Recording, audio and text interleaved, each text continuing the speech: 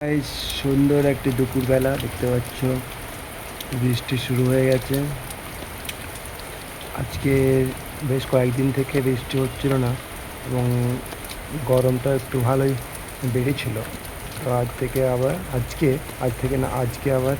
এই দুপুরবেলায়, সকাল থেকে মেঘলা ছিল আকাশ, তো এই দুপুরবেলায় এখন বৃষ্টি শুরু হয়ে গেছে। এটা হচ্ছে সকাল থেকে প্রায়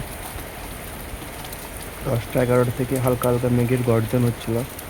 ততটাও বেশি ছিল না, কিন্তু রৌদ্র সেরকম দিচ্ছিল না, কিন্তু গরমটা কিন্তু ভালোই বেড়েছিল।